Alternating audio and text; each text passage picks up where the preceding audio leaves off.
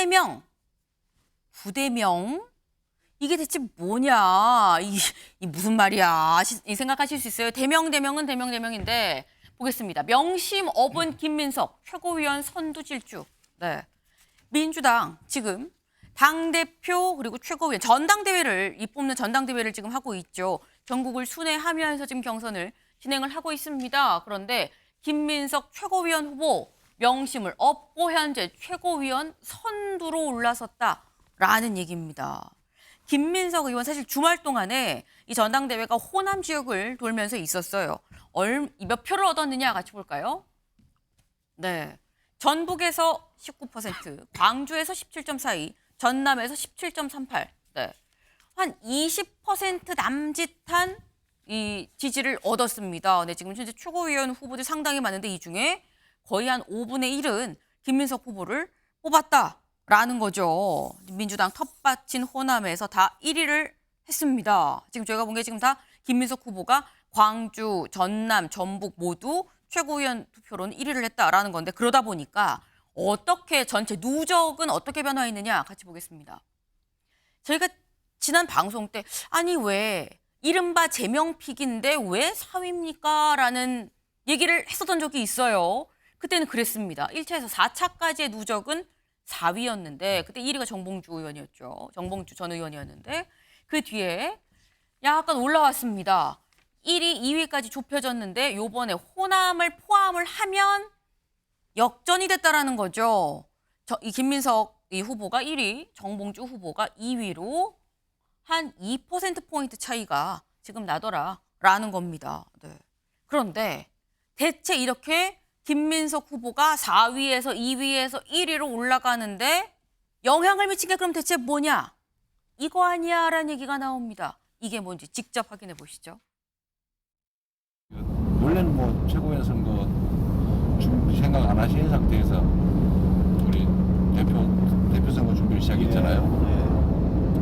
그래서 지금도 어쨌든 뭐 선거 전체 잘 챙겨주고 계셔서 고마운데 제 입장에서는 아니 제 선거도 하시더라고 실제로 본인 선거를 못해가지고 또 결과가 잘못되면 좀 그래서 부담이 크죠.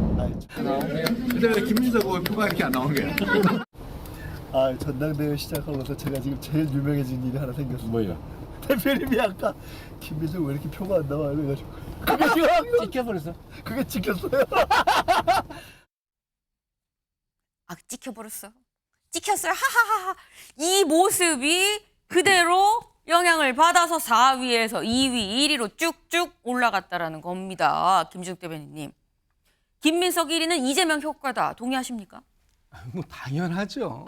지금 뭐 그걸 빼놓고 얘기할 수는 없고요. 네. 지금 이제 김민석 그 후보가 과연 몇 위를 할 것이냐 이것이 이제 지금 당원들 사이에서는 굉장히 중요한 이슈가 됐어요. 왜냐하면 1위를 차지하게 되면 최고위원 중에 1위를 차지하게 되면 이제 수석 최고위원이 그렇죠. 되는 거잖아요. 수석 최고위원이 된다라는 것은 대표를 제외하고 가장 대표하고 선발을 많이 맞출 수 있는 사람 또 대표가 잠시 뭐 휴가를 간달지 자리를 비웠을 때 대표의 자리를 대행 체제로 가는 가장 유력한 사람이 수석이에요. 그렇기 때문에 뭐 지난번에 이재명 대표가 잠시 잠깐 사고가 있었을 때 그때 이제 정청래 수석 최고위원이 대표의 지위를 대신했지 않습니까? 그런 식으로 앞으로도 2기 체제에서 누가 이재명 대표하고 가장 가까이에서 선발을 맞출 것이냐 하는 부분이 이제 수석 최고위원이 누가 되는 것이냐 하기 때문에 굉장히 중요한데 네. 지금 민주당에는 지난 국민의힘에서는 사실 한동훈 대표 후보가 나왔고 수석 이제 최고위원들이 팀 한동훈이라는 이름으로 해서 같이 한동훈이라는 그 후보에 대해서 러닝메이트가 나왔죠. 마케팅을 같이 했잖아요. 근데 지금 민주당은 그런 건 없어요. 모두 다가 팀 사실은 이재명이에요. 그렇기 때문에 누가 조금 더 이재명 후보와 가까운 픽을 받느냐 하는 것이 이제 그동안의 이슈였는데 네. 지금은 저 그 영상 때문인지 몰라도 많은 지지자들이 그래도 이재명 대표 옆에서 가장 이재명 대표하고 선발을 잘 맞출 수 있는 사람이 김민석 후보가 아닌가 이렇게들 판단을 한 것 같고 그것이 이제 이번 호남 경선을 통해서 네. 상당히 영향을 세게 이제 받은 거고요. 그러면서 이제 1, 2위 순위가 뒤바뀌는 그런 결과를 낳게 된 거죠. 네. 사실 이 부분에 대해서는 아까 제가 지금 영상으로 본 그 모습, 아 그게 찍혀 불었어라고 말을 하는 그 모습은 사실 김민석 후보는 나랑 러닝메이트야라고 말을 해주는 사실 그런 효과가 사실상 발동이 됐다라고 볼 수 있는데 1위가 되면 이 1위가 그냥 그대로 만약에 유지가 된다 그러면 김민석 후보가 수석 최고위원이 되는 거죠. 근데 이 결과가 그대로 굳어진다 그럴 때 가장 서운해할 사람은 아마도 정봉주 의원이 되지 않겠느냐라는 겁니다. 김수민 위원님. 정봉주 후보의 경우에는 저 영상 때문에 내가 수석 될 수 있었는데 내가 수석이 못 되는 지금 그런 상황 아닙니까? 네, 일단 정봉주 후보 입장에서는 좀 본인이 견제를 받고 있다라는 생각은 충분히 가질 수 있을 것 같고, 네. 그리고 이제 여러 가지 사실 뭐 최고위원이라고 하는 것은 여러 명을 뽑는 자리고 그렇기 때문에 다수의 득표가 아니라 소수의 득표를 통해서도 최고위원이 되는 것까지는 가능합니다. 다만 정봉주 후보가 최고위원이 된다고 해도 당내에 여전히 어떤 장벽이랄까 이런 것들이 남아있을 거다라고 하는 그 신호, 예고 이런 것들은 이미 나와 있는 것 같아요. 그러니까 정봉주 최고위원 후보에 대해서 당원들 상당수가 물론 부채감도 있을 겁니다. 저 사람은 예전에 낙검수로 뜨긴 했는데 그 이후로부터 막상 뭐 공직을 한다거나 이런 것은 없었다. 이런 것들. 그리고 지난 총선 때도 어쨌든 굉장히 큰 논란이 있었지만 본인이 승복을 하고 물러나줬기 때문에 총선 승리에도 도움이 됐을 거다. 이런 의미에서 부채감은 있을 거예요. 다만 예전에 있었던 논란들 그런 것들이 이제 좀 되풀이되는 것들이 있었고 그런 패턴들이 네. 이런 측면에서 이제 김민석 최고위원 후보라든지 이쪽보다는 좀 불안정해 보인다라고 하는 그런 인식들이 또 당내에 있는 것 또한 사실이거든요. 그런 이제 우려라든지 견제 이런 것 속에서 최고위원이 된다고 해도 정봉주 후보가 좀 앞으로 남아 있는 이 난관들 이런 것들은 네. 좀 만만치 않을 것으로 보입니다. 그러니까 지금 이게 뭐 단지 수석 최고위원이 되고 안 되고의 문제가 아니라 어쨌거나 최고위원이 된 이후의 상황에도 뭔가 어느 정도의 견제는 있을 수 있다라는 시그널로 이해를 할 수 있다. 정봉주 후보 입장에서는.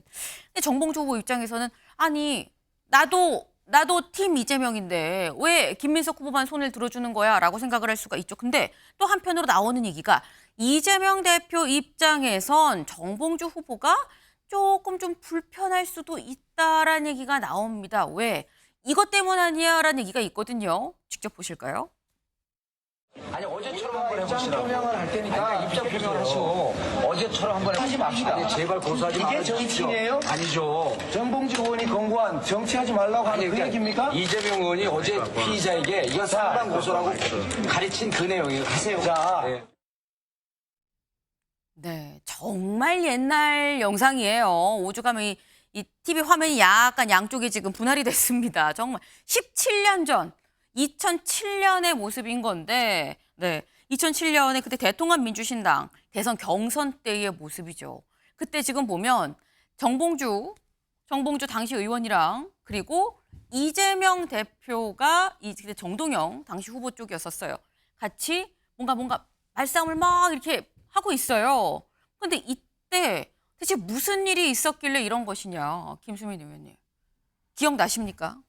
네, 2007년에 대통합민주신당 대선 경선 때 이제 특히 빅3 후보가 있었죠. 정동영, 손학규, 이해찬 이 세 사람이 강하게 맞붙은 선거였는데 이때 네. 이제 나왔던 논란이 이게 이제 그냥 당원들뿐만 아니라 선거인단까지 모집을 해서 참여를 시키는 형태였거든요. 그러다 보니까 인위적으로 억지로 막 만들어내고 동원한 것이 아니냐라고 하는 그러니까 박스 떼기 논란, 폰 떼기 논란, 차 떼기 논란 여러 가지가 있었습니다. 네. 특히 박스 떼기 같은 경우는 이제 뭐 대리 접수를 하는 게 아니냐 이런 논란이 있었고 뭐 현장을 손학규 후보 측에 정봉주 의원이 덮치기도 하고 뭐 이런 일이 있었거든요. 또 마침 공교롭게 이재명 전 대표가 당시에 네. 정동영 후보 측의 캠프의 중책을 맡고 있었습니다. 그러면서 두 사람이 마주치는 그런 상황이었고 예, 그러면서 이제 지금 요즘에 나오는 얘기는 저 때 앙금이 아직까지 남아있는 거 아니냐. 그때 워낙 강하게 양측에서 맞붙었기 때문에 뭐 그런 논란이 또 한편 나오는 것 같습니다. 근데 제 생각에는 사실 네. 정치도 그렇고 우리 인생도 그렇고 내가 가장 싫어하는 사람이 누구냐? 가장 최근에 싫어하는 사람이거든요. 예, 그러면 옛날에 싫어했던 사람하고는 다시 친해지는 경우도 있기 때문에 네. 저희를 가지고 아직까지 저것 때문에 앙금이 있을까? 아. 앙금이 있다고 해도 다른 이유가 아닐까? 예, 제가 생각하기엔 좀 그렇습니다. 네. 이게 2007년도 14년 전 일인데 그 후에 얼마나 많은 일들이 있었는데 여지껏 그 앙금이 가겠느냐. 설혹?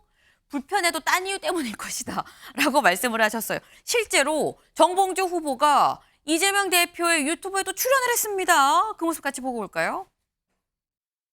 옛날에 형님하고 그 경선 내가 27년도. 나는 정동영 후보 지원하고 그래 동료사님은 손학규하고 그러다가 예. 부산에서 붙여가지고 그러니까. 아니 근데 그때 대표님이 그 정동영 측의 법률 단장인가 그랬잖아요. 이제 변호사에서 그때 가서 아니 근데 그때 짤이 지금 돌면서 댓글이 정봉주 저거 원래 반명이었다. 저거 좋은 성적 나오면 안 된다. 그런 댓글이 지금 달리는 거예요. 두 대표님하고 저하고 이렇게 설전을 벌이고 있고 박시영이가 가운데서 심판을 먹는 사진이. 근데 최근에 그 동영상이 또 돈되는 거예요. 몇 초짜리가. 재밌네. 아니 재밌는 게 아니라 나는 지금 절실해요. 그 밑에 댓글에 17년 전서부터 반명이었다고. 네. 지금 정봉주 후보가 살짝 서운해요. 아니, 재밌네. 그러니까 재밌는 게 아니라 절실하다니까요. 라고 얘기를 하고 있어요. 요지는 그겁니다. 우리 17년 전 그거 아무것도 아니에요. 아유, 그거 뭐 옛날 일이고 지금 잘 기억도 안 나요. 뭐 그게 언제적 얘기 약간 이런 느낌인 거예요. 그때 뭐 법률단장이었는지 변호사였는지 잘 기억도 안 날 만큼 그렇게 너무 옛날 일이다라는 건데 지금 어쨌거나 지금 영상에서 보면 분명한 건 김광선 변호사님. 일단 정봉주 후보는 약간 애가 닳고 있는 것 같긴 해요. 어떻게 보셨습니까? 아니 정봉주 의원은 뭐 1위를 하고 있다가 갑자기 김민석 후보가 이재명 대표 유튜브 한번 찍으니까 순위가 바뀌어버리잖아요. 4위가 1위로 올라오는 거 아니에요? 그래서 굉장히 지금 위기감을 많이 느낄 겁니다. 그런데 이제 물론 저거 자체도 영향이 있을 수 있죠. 아, 원래부터 반명이었구나, 감정이 안 좋았구나. 그래서 영향을 미칠 수가 있는데 근본적인 저는 그런 거라고 봐요. 일단 수석 최고위원이 누가 되느냐는 굉장히 중요한 거고 그리고 수석 최고위원을 하면 이 대표의 오른쪽에 앉잖아요. 그러면 어떻게 보면 당의 이미지거든요. 그런데 이제 정봉주 지금 후보 입장에서 보면 그리고 이재명 대표 입장에서 보면 정봉주 후보 자체가 굉장히 캐릭터가 강합니다. 그래서 수석 최고위원이 되면 어떻게 보면 권력을 주게 되는데 이게 사실 이재명 대표가 컨트롤할 수 없는 영역이다 생각한다고 저는 봐요. 일단 나이도 많고요. 또 정치 경력도 이재명 대표도 훨씬 많거든요. 그러다 보면 사실은 수석 최고위원이지만 이전의 수석 최고위원과 다른 모습을 보일 것이다. 그리고 경우에 따라서는 워낙 본인의 행동대로 본인의 생각대로 행동하는 사람이기 때문에 네. 뭐 이재명 대표가 또 등을 갈라줄 수 있는 등을 맞댈 수 있는 그런 것까지 아마 염두에 두고 있을 것이다 이렇게 봐요. 그런데 정봉주 후보가 많이 참고 있다고 보거든요. 정봉주 후보 스타일로 보면 이 정도 되면 치고 나오고 시끄럽게 하야하는데 사실 이재명 대표를 공격하면 이번 전당대회에서 쫄딱 망하거든요. 그러니까 참으면서 어떻게든지 이재명 대표와 나하고 관계는 아무런 문제가 없다. 이런 걸 이제 보여주기 위해서 노력은 하는데 뭐 제가 볼 때는 그건 한계가 있다. 분명. 네, 김광선 변호사님 개인 의견입니다. 네, 개인 의견이지만 어쨌거나 지금 김민석 후보 손만 들어줘서 약간 서운함이 있긴 있지만 이 서운함을 또 딱히 피력할 수도 없는 애매한 상황인 것 같다라는 말씀이셨어요. 네. 근데 지금 약간 뭐 최고위원 후보는 막 4위였다가 1위로 올라가고 1위가 2위로 내려가고 막 변동이 막 이렇게 있습니다. 근데 하지만 분명한 건 당대표는 확고하다라는 거죠. 다음 기사 볼까요? 호남소도 독주 확대명, 확실히 대표는 이재명, 확대명이라는 겁니다. 당내선 이재명 2기 체제 터닫기. 네. 결국 확대명, 확실히 대표는 이재명 아니야 라는 거죠. 결국 그냥 이재명이다라는 얘기가 나옵니다. 이번에 호남에서 사실 최고위원은 호남에서 투표에 따라서 이 순위가 좀 바뀌었어요. 그러면 이재명 대표는 호남에서 몇 퍼센트를 얻었느냐 같이 볼까요? 네. 이 10개 지역, 이번 호남 지역 득표율부터 먼저 보겠습니다. 전북 84.79, 광주 83.61, 전남 82.48, 80%대예요. 굉장히 높죠. 3명이 남았는데 나 홀로 80%대. 확대명이다라는 말 나오고도 남는 상황입니다. 근데 이걸 좀 볼까요? 호남 가기 전에 있었던 10개 중 누적 득표율을 보면 그때는 누적이 90%가 넘었었습니다. 90.41%예요. 근데 호남 지역 득표율을 더하니까 합계가 86.97이 됐다라는 겁니다. 호남 지역을 거치니까 오히려 약간 득표율이 떨어졌어요. 김준욱 대변인님. 이거는 어떻게 해석을 해야 되는 거냐. 호남에서는 좀 인기가 덜한 거냐.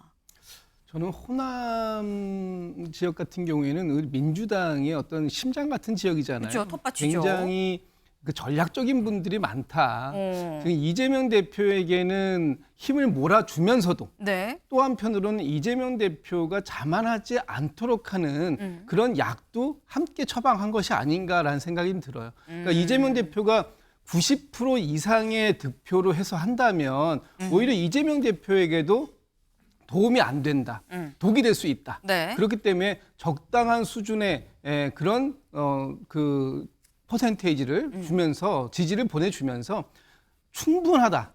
80%가 넘는다는 건 지난번 이재명 대표가 당선될 때 77.77%였어요. 네. 그런데 지금은 90%에 가까워요. 아마 최종적으로 되면 한 80%에서 85% 안쪽의 상황으로 당선이 될 텐데 그 정도도 지금 이재명 대표가 당대표로서 앞으로 활동하는 데는 전혀 지장이 없는 아주 견고한 그런 지지를 보내주는 것이기 때문에 너무 자만하지 마라. 오히려 지금 이재명 대표에게 필요한 건 본인이 그 겸손하면서도 차기를 성실하게 준비하는 모습이지 지금 이재명 대표가 2기 체제를 맞이하는 것이 그것이 바로 이 대선을 준비하는 과정 속에서 이렇게 크게 중요한 건 아니다. 이런 부분들을 아마 호남에서는 그냥 같이 경고음도 같이 한번 준 것이 아닌가라는 생각이 듭니다.